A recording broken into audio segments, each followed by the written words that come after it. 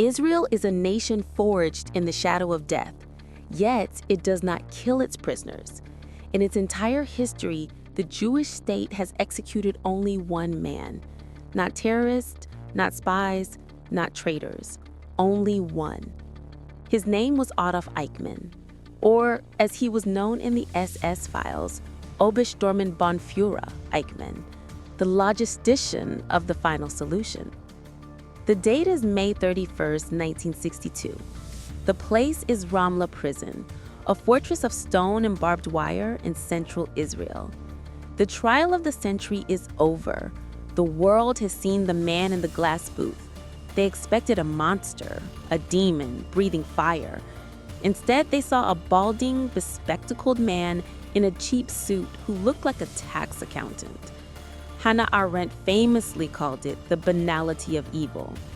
But the trial is past. The cameras are gone. The journalists have packed up. Now, there is only silence and a ticking clock. For the last few months, Eichmann has been living in a specially constructed isolation block, the apartment, the guards call it. But it is not a home. It is the most secure place on planet Earth. The Israeli government is terrified of two things. First, that Eichmann's old Nazi comrades might try to break him out. A fantasy, but a real fear. Second, and more importantly, that Eichmann might commit suicide. He cannot be allowed to cheat the hangman. He cannot be allowed to die like Göring or Himmler by his own hand. He must die by the hand of justice. Chapter 1. The Guardians of Silence. Imagine the inside of that cell. It is white, sterile, and blindingly bright. The lights are never turned off. 24 hours a day, the electric hum buzzes in Eichmann's ears. Inside the cell with him, at all times, sits a guard. Outside the door, another guard. In the corridor, a third. These guards are special. They were hand-picked by the Israel Prison Service. They are the Shadmar. There's a strict rule for selecting them. None of them can be Ashkenazi Jews. None of them can be Holocaust survivors. None of them can have lost immediate family in the camps. Why?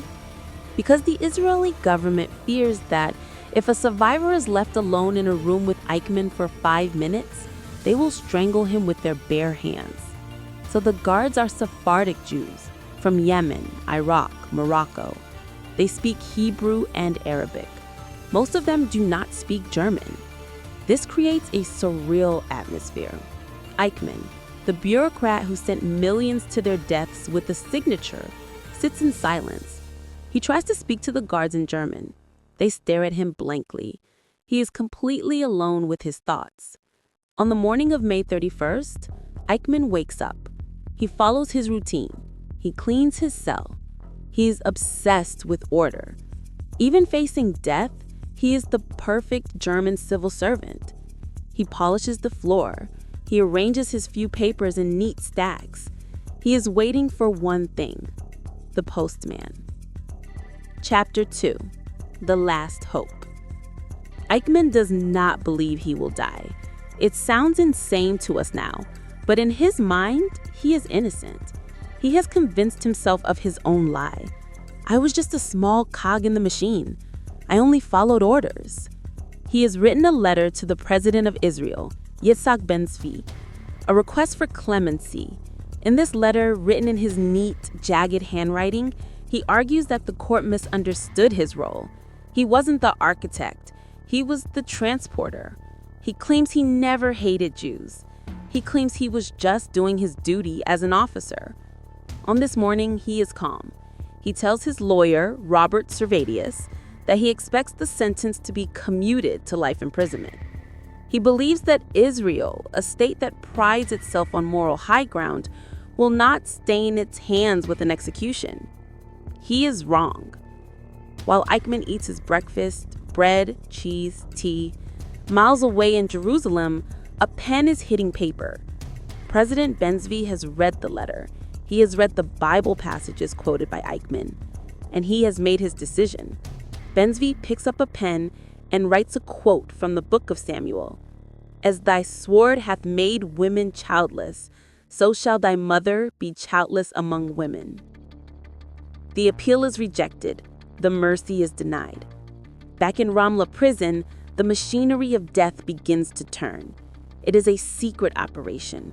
The government wants no protests, no neo-Nazi pilgrimages, no riots. The execution is scheduled for midnight. But there is a problem. Israel has no hangmen. It has no gallows. There is no death row in Israel. So they have to build one. In a small storage room at the end of the cell block, a team of engineers is working quietly. They are building a gallows from scratch. They have no blueprints. They are using instructions from a British manual found in the archives of the old Mandate police. A wooden platform, a trapdoor, a lever, a rope. There is something deeply ironic here.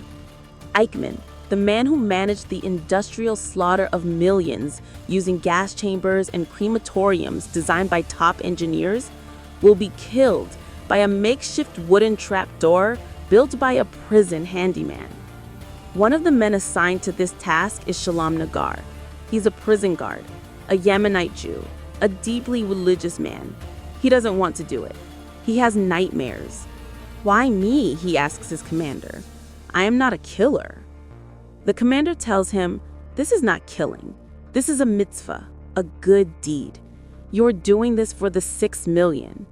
Nagar is told to prepare the oven. Yes, an oven. The body of Adolf Eichmann cannot be buried in the soil of Israel. The earth would reject him, and a grave would become a shrine for neo-Nazis. So a special oven, large enough for a human body, is being welded together in the prison workshop. It looks like a locomotive engine." Chapter 4. The news breaks. 8 p.m. The sun has set over the Mediterranean. The prison is quiet. The door to Eichmann's cell opens. Enter the prison warden, Avraham Dan. Enter the priest, Reverend William Hull, the only man Eichmann allows to visit him spiritually. And enter his lawyer, Dr. Servatius. Eichmann stands up. He's wearing his prison uniform, brown trousers, a brown shirt, and felt slippers. He looks small, fragile. He looks at their faces and he knows. The warden speaks first. His voice is steady, but tense. "Adolf Eichmann, the president of the state of Israel, has rejected your appeal for clemency. The sentence of death will be carried out tonight, at midnight." Silence. The guards grip their batons, expecting an outburst, a scream, a collapse. But Eichmann does not scream. He does not cry. His face twitches slightly. That is all. He looks at the warden and nods. "I expected this," he says. His voice is dry, metallic. "I am ready." This is the most chilling part of Eichmann's final hours. He does not break. He maintains the mask of the stoic German officer until the very end. He treats his own death as just another administrative procedure. He turns to his lawyer, Dr. Servatius. "Is there any other legal avenue?" "None," the lawyer replies. "We have exhausted everything." Eichmann nods again. "Very well. I will write some letters." He sits down at his small table. He asks for paper and a pen. The man who signed the deportation orders for the Jews of Hungary, the man who meticulously calculated train schedules to Auschwitz, now sits down to write his final schedule. He writes to his wife, Vera. He writes to his sons. He does not write about regret. He does not write about the victims. He writes about property. He writes about his pension. He writes about how unfair the trial was. Even at the door of death, his narcissism is absolute. Chapter 5. The Last Meal. 10 p.m. 2 hours to go. The warden asks the question that is asked of all condemned men. "What would you like for your last meal?" Eichmann thinks. He doesn't want a steak. He doesn't want a feast.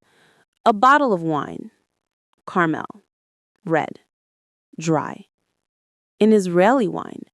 The guards are stunned, but the request is granted. A bottle is brought from the officer's mess. Eichmann pours himself half a glass. He drinks it slowly. He savors it. He is calm, almost unnaturally calm. Reverend Hull, the Canadian missionary who has been trying to save Eichmann's soul for months, enters the cell again. "Adolf," he says, "it is not too late. Confess, repent, ask God for forgiveness." Eichmann looks at the priest with a faint sneer. "I have nothing to confess." "But the Bible," Hull began. Eichmann cuts him off. "I am a Gottgläubiger." This is a specific Nazi term. It means believer in God. It refers to a Nazi concept of breaking away from Christianity. They believed in a higher power, a creator, but they rejected the weakness of Christian forgiveness and the Jewish roots of the Bible. "I do not eat your church," Eichmann says. "I have peace with my God. I have lived according to the laws of war and the flag. I will die the same way." He refuses to read the Bible with Hull. He refuses to pray. He sits there, sipping his Israeli wine, polishing his glasses, waiting for the hangman. Outside the cell, in the corridor, the Israeli officials are gathering. Raphael Tan, the legendary Mossad agent who captured Eichmann in Argentina, is there. He wants to see the end of the mission. Survivors of Auschwitz, now police officers, are standing guard. The air is thick with history. But there is one final bizarre twist before the end. The executioner, Shalom Nagar, has a problem.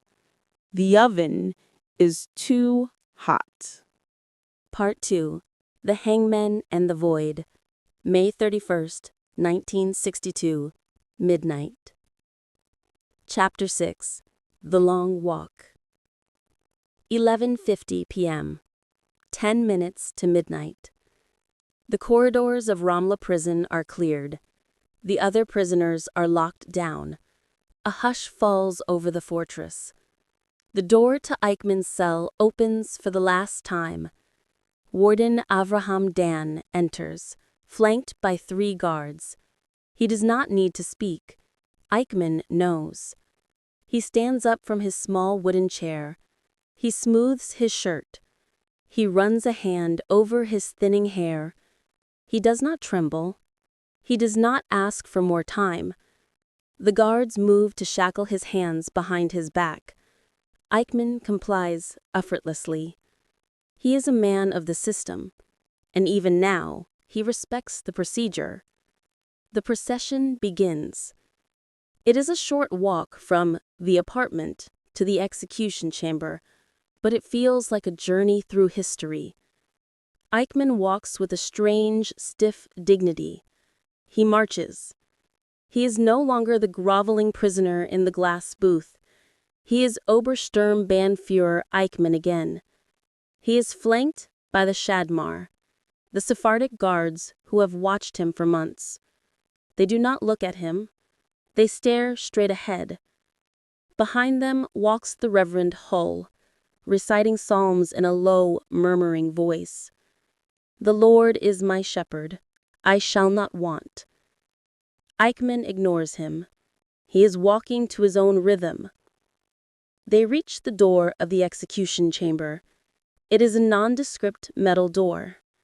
Inside, the witnesses are waiting. There are only a few men present.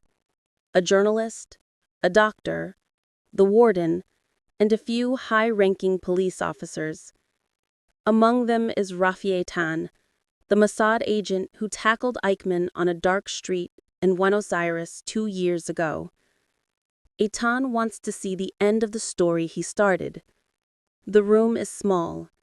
The walls are white. In the center stands the wooden gallows, smelling of fresh sawdust and varnish. A black rope hangs from the beam. Beneath it, a trapdoor painted a dull gray. Chapter 7. No Hood. Eichmann enters the room. He blinks in the harsh fluorescent light. He looks at the gallows. He shows no fear, no hesitation. The guards guide him up the few wooden steps to the platform. He stands on the trapdoor. Shalom Nagar, the executioner, steps forward. His hands are shaking slightly. He approaches Eichmann to tie his ankles. Eichmann stands rigid, like a statue. Then Nagar picks up the black hood, a fabric sack designed to cover the face of the condemned, to hide their terror and their bulging eyes from the witnesses. He moves to place it over Eichmann's head. "I do not need that," Eichmann says. His voice is loud, clear. It echoes in the small room. "I will not wear it." The room freezes. It is a final act of defiance. He wants to look them in the eye. He wants to see that he is not afraid. He wants to die as a soldier, not a criminal. The warden nods. "Leave it." Nagar drops the hood. The noose is placed around Eichmann's neck. The Russ hemp rope tightens against his skin. The knot is adjusted behind his left ear. Chapter 8. The Last Words. Midnight. The room is silent. The only sound is the breathing of the witnesses. Warden Dan steps forward. "Adolf Eichmann, do you have any last words?" This is the moment. Throughout history, condemned men have used this moment to beg for forgiveness, to cry for their mothers, or to curse their executioners. Eichmann does none of these. He stands tall. He looks past the camera, past the guards, staring into the void. He speaks in German. His voice is calm, almost bored, as if he is dictating a memo. Long live Germany. Long live Argentina. Long live Austria. These are the three countries with which I have been most connected and which I will not forget. He pauses. The witnesses are stunned. Even with the noose around his neck, he is pledging allegiance to the countries that sheltered him, ignoring the nation he murdered. He continues, "My friends know that I hate to die, but what else is there? I greet my wife, my family, and my friends. I have obeyed the laws of war and was loyal to my flag." And then the final sentence, a sentence that sends a shiver down the spine of everyone in the room. "We shall all meet again. This is the fate of all men. I have believed in God." He stops. "We shall all meet again." It is a threat, a promise, a delusion. He does not mention the Jews. He does not mention the gas chambers. He does not mention the children. In his final seconds, Adolf Eichmann remains completely, terrifyingly consistent. He is the hero of his own story. He dies believing he is innocent. Chapter 10. The Drop. 12:02 a.m., June 1st, 1962. The speech is over. The warden gives the signal. Perform the duty. There is a myth about this execution. The story goes that there were 2 buttons and 2 executioners, so neither would know who killed him. This is false. There was 1 lever and 1 man. Shalom Nagar. Nagar is standing behind a screen. He can see Eichmann. He sees the Nazi standing on the trapdoor. He hears the final words. Nagar is a small man, a religious Jew who has spent days praying for strength. He grips the iron lever. He hesitates for a fraction of a second. Then, he pulls. Clang. The sound of the trapdoor opening is like a gunshot. Adolf Eichmann drops into the darkness below. The rope snaps tight. The beam creaks. The body jerks violently once, then spins slowly. There is no struggle. The neck breaks instantly. The architect of the final solution is dead. Chapter 11. The Body. For a minute, no one moves. Then the doctor steps forward. He goes down beneath the platform. He puts a stethoscope to the chest of the hanging man. He listens. Death verified, he says. The time is 12:05 a.m. The body is left hanging for an hour. It is a standard procedure to ensure total brain death.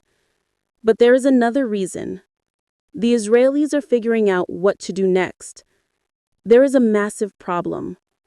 What do you do with the body of a monster? If you bury him in Israel, the ground is desecrated. It becomes a shrine for neo-Nazis. If you send the body to Germany, they don't want it. If you send it to his family in Argentina, it becomes a pilgrimage site. There is only one solution: fire and water. The body is cut down. It is placed on a stretcher. It is covered with a blanket. They carry him out of the execution chamber, through the courtyard, to the prison workshop. There the furnace is waiting. It is a custom-built oven, welded together by prison workers over the last few days. It is modeled after a bakery oven, but its purpose is grimly ironic. The man who supervised the burning of millions in the crematoria of Auschwitz is now being fed into an oven himself. The irony is not lost on anyone present. Shalom Nagar, the man who pulled the lever, helps slide the body in. The flames are lit. It takes hours. The body of a human being is resilient. While the city of Ramla sleeps, white smoke rises from the prison chimney into the night sky. It is a final, ghostly echo of the Holocaust. But this time, the smoke signals justice, not genocide. By 3 a.m., nothing remains but a pile of gray ash. The ashes are collected. They are not put in an urn. They are Part 3. Jest and Water. Dawn, June 1st, 1962. Chapter 11. The Canister. It is 3:30 a.m. The air outside Ramla Prison is cool and damp. The heavy steel gates swing open, and a small convoy of police vehicles speeds out into the darkness. There are no sirens. There are no flashing lights. The mission is classified top secret. In the back of the lead car sits Michael Goldman Gill, an Auschwitz survivor who became a police officer and served as Eichmann's interrogator. Between his knees, he holds a simple aluminum milk canister. It is battered, scratched, the kind used by farmers to deliver milk to the market. But inside, it rattles with the last physical remains of Adolf Eichmann. 2 liters of gray ash. That is all that is left of the man who organized the transport of millions. The convoy heads west, toward the coast. They are driving to Jaffa port. The decision to cremate Eichmann was controversial. Jewish law forbids cremation. It is considered a desecration of the body. But the Israeli government made an exception. They knew that a grave, any grave, would become a magnet. If they buried him in a prison yard, neo-Nazis would try to find it. If they buried him in a cemetery, vandals would destroy it. Eichmann had to disappear completely. He had to be erased from the earth. Chapter 12. Beyond the Limit. At Jaffa Port, the fog is rolling in off the water. The port is silent, except for the lapping of waves against the pier. A police patrol boat is waiting, its engines idling low. The small group boards the vessel: the prison commissioner, the priest William Hull, and Goldman Gill, holding the canister. The boat casts off and heads out into the black void of the Mediterranean Sea. The captain has specific orders. They must sail beyond the 6-mile territorial limit of Israel. This is a legal and symbolic necessity. The state of Israel does not want Eichmann's ashes to settle on its seabed. They do not want the waves to wash his dust back onto the beaches of Tel Aviv. He must be dumped in international waters. He belongs to no one. He belongs to nowhere. The journey takes about an hour. The men on the boat stand in silence. The only sound is the drone of the engine and the splashing of the bow cutting through the water. Goldman Gill looks at the canister. He thinks about his parents, his sister, his friends, all murdered in the camps that Eichmann managed. He thinks about the ash pits of Birkenau. He realizes the grim symmetry of this moment. Chapter 13. The Scattering. 4:45 a.m. The boat slows down. The engine is cut. They are in the middle of nowhere. The sea is calm, a dark, shifting mirror. The commissioner nods to Goldman Gill. It is time. They unscrew the lid of the milk canister. There is no prayer, no Kaddish, no final words. It would be blasphemy to pray for this man. Goldman Gill lifts the canister over the railing. The wind catches the gray dust. He shakes it. The ashes of Adolf Eichmann fall into the dark water. They swirl for a moment on the surface, a pale cloud in the moonlight, and then they sink. The sea swallows him instantly. The man who tried to turn the world into a graveyard now has no grave of his own. The currents will take him, disperse him, and dilute him until not a single molecule remains. Goldman Gill leans over the rail. He watches the water settle. He later said that in that moment, he felt the weight of the Holocaust lift off his shoulders, just a fraction. The canisters rinsed in the seawater and thrown back into the boat. The captain starts the engines. They turn around and head back toward the lights of Israel. Chapter 14. The Morning After. As the police boat docks in Jaffa, the sun begins to rise over the Judean hills. It is a bright, clear June morning. The news breaks at 7 a.m. The radio stations interrupt their broadcasts. The morning papers rush out special editions. The headline is simple: Eichmann executed. The reaction in Israel is subdued. There is no dancing in the streets. There are no cheers. Just a deep, collective sigh of relief. For the survivors, the people of the shadows who had lived with their trauma in silence for 15 years, the execution is a closing of a circle. They saw justice done. They saw the monster reduced to fear, then to a corpse, and finally to nothing. Hannah Arendt, the philosopher who covered the trial, famously wrote about the banality of evil. She argued that Eichmann wasn't a demon, but a clown, a terrifyingly normal man who stopped thinking. But on that morning, the philosophy didn't matter. What mattered was the finality. Epilogue. The silence. Israel never executed anyone ever again. John Demjanjuk was sentenced to death in the 80s, but the sentence was overturned. Terrorists who killed hundreds were imprisoned, not hanged. The gallows at Ramla Prison were dismantled immediately.